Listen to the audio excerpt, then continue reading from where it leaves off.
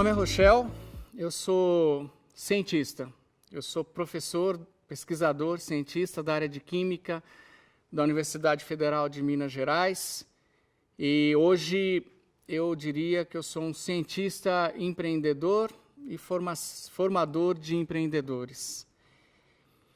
Eu não sei se eu era empreendedor quando eu era pequeno, né? Mas tem uma experiência que me marcou muito, vindo de uma família mais simples, mais humilde. O meu pai fez comigo e com os meus irmãos, né, 12 anos, estuda à noite e trabalha durante o dia. Como uma criança de 12 anos, o que eu podia fazer para levar algum dinheiro para casa? E eu fui buscar vários empregos, e eu tive a chance de trabalhar em oficina de carro, limpando peças, servindo balcão numa padaria, trabalhei numa fábrica que fazia cintos e em outras coisas. Hoje, quando eu olho para trás, essa bagagem, ela é preciosa, porque ela impactou minha vida toda, ela impacta até hoje a minha maneira de entender, ver o mundo e de pensar.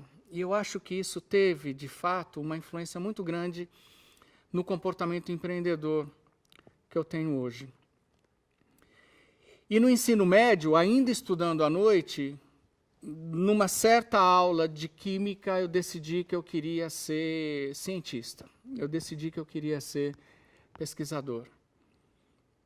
E a química acabou aparecendo na minha vida como uma área que eu gostava, e eu fui por esse caminho. E eu estudei quase 20 anos de química. Eu fiz curso técnico, fiz graduação em química, depois eu fui fazer mestrado, e depois eu fui fazer doutorado, e depois eu fui fazer pós-doutorado. E meu pai sempre me perguntava, você não vai trabalhar? E o tempo todo eu estudando. Para que você estuda tanto? E eu falava para o meu pai, eu quero ser cientista.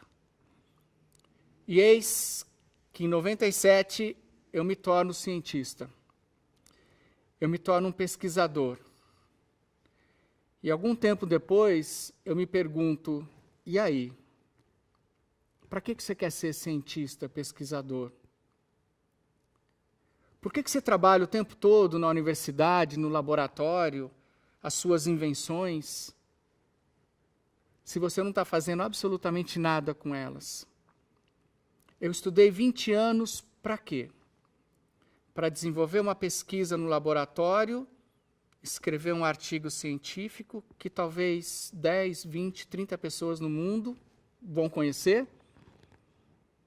E é só isso. E eu caí nesse vazio. A ciência já não me bastava mais.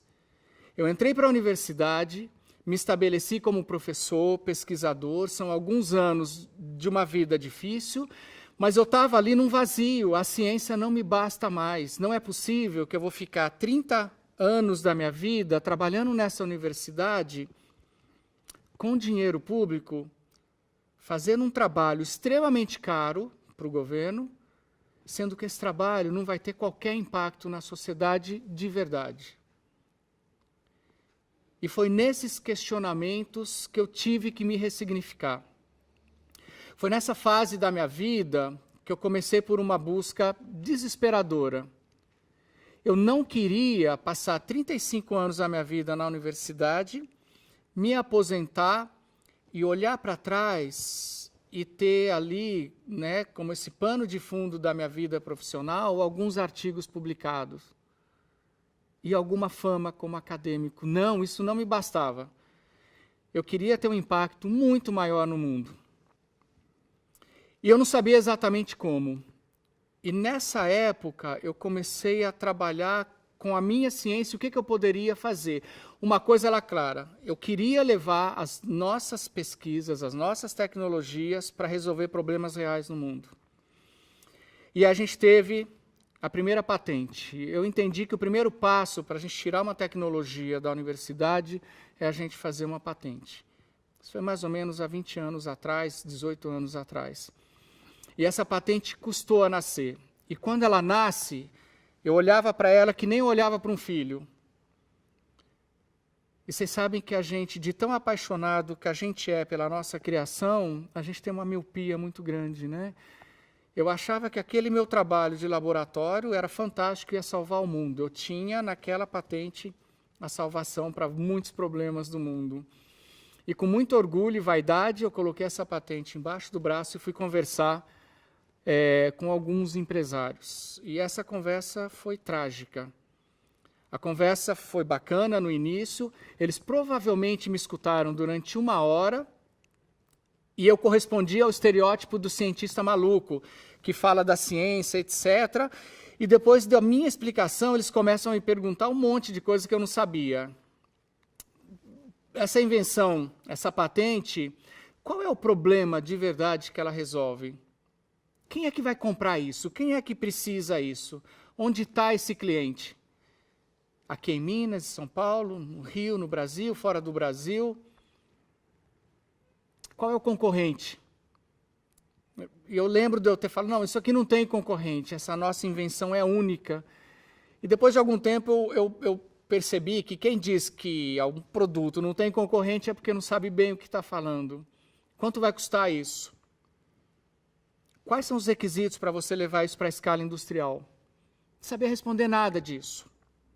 Nada. E ali ficou muito claro.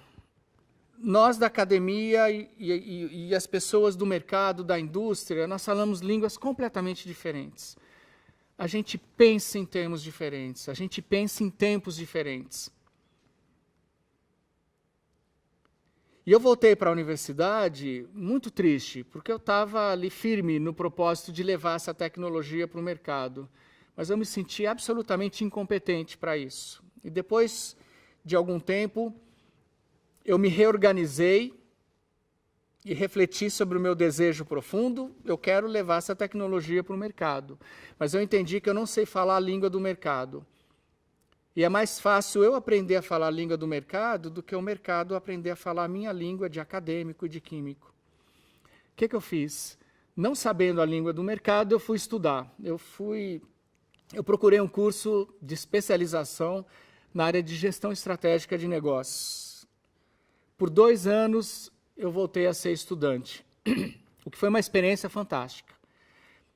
Eu convivi ali com pessoas de empresas, em geral de médio, alto escalão, que eram os tomadores de decisão, eram os pensadores, eram os administradores, não tinha nenhum acadêmico ali. Essa convivência foi extremamente rica.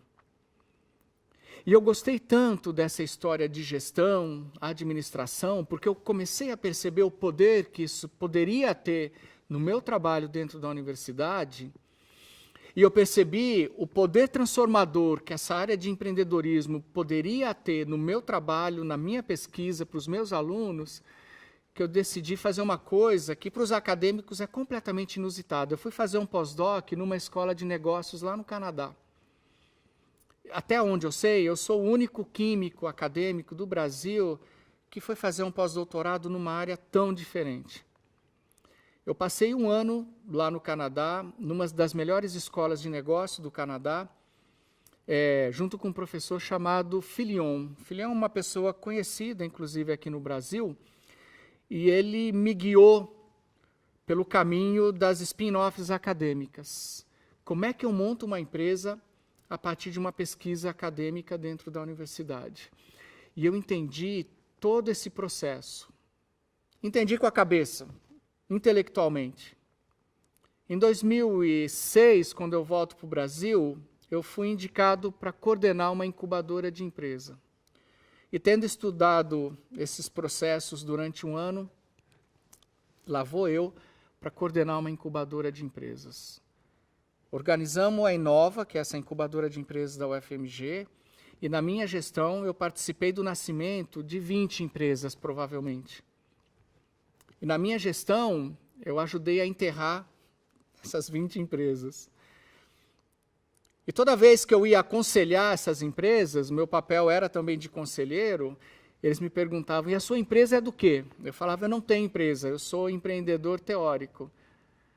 O que é a coisa mais michuruca que tem, né? como assim? Você fala de empresa, você me dá conselho e você nunca abriu a sua empresa? Não tem essa história de que o empreendedorismo é um conhecimento tácito que você desenvolve fazendo? É uma experiência que precisa ser vivida? Depois de 2 anos, a incubadora estava funcionando muito bem, a gente ganhou um prêmio na Amprotec como a prática mais inovadora de incubação, e eu decidi que estava na hora de eu viver um dos meus sonhos, né, que era abrir uma empresa. Em 2008, eu deixo a incubadora e a gente tem a primeira concepção do que seria uma empresa de tecnologia na área ambiental, que tinha como missão pegar tecnologias que estão paradas na universidade, ninguém está olhando para elas, e a gente quer pegar essas tecnologias e levar até o mercado. Em 2008, a gente começa com essa ideia, organiza o conceito, mas a gente não tem qualquer dinheiro. Olha que processo belíssimo. Eu crio o conceito, crio a ideia, e eu entendo que eu preciso de recurso, eu vou... Olha que experiência fantástica para quem estava confortável na sua sala de aula, orientando seus alunos na pesquisa, como isso me tirou da zona de conforto. E como isso enriqueceu a minha vivência e experiência empreendedora, né, com a prática.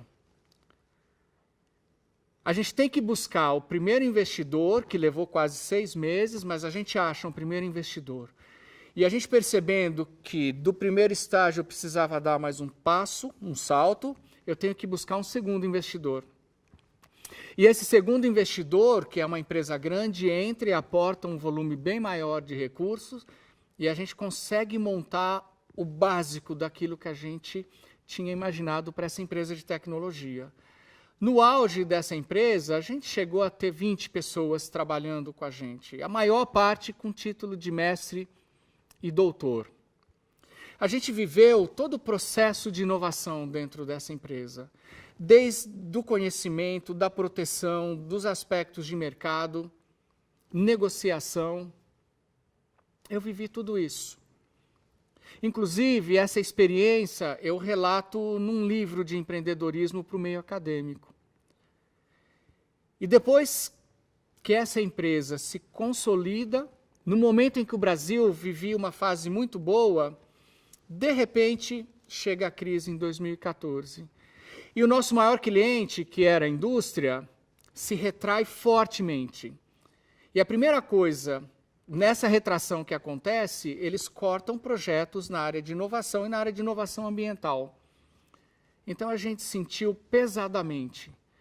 E apesar da gente ter criado um conceito de empresa, um time espetacular e um potencial enorme, a gente teve que dar um passo para trás e fechar essa empresa. Outro momento amargo, mas foi uma experiência e uma bagagem fantástica aí. Né? Quando eu conto para investidores e converso com investidores, eu falo, olha, eu já fali uma empresa, né? Isso é um item positivo no meu currículo aí. Eu transformei pelo menos num item positivo, né? E a partir daí, eu repensei qual é meu papel na universidade, né? E se eu tivesse que definir a minha missão hoje na universidade, a partir dessa experiência empreendedora, eu quero formar uma geração de líderes, de protagonistas, de empreendedores que vão ter um impacto profundo no mundo, que vão mudar o mundo, que vão mudar o Brasil. Então, essa é a minha missão, como eu a defino hoje.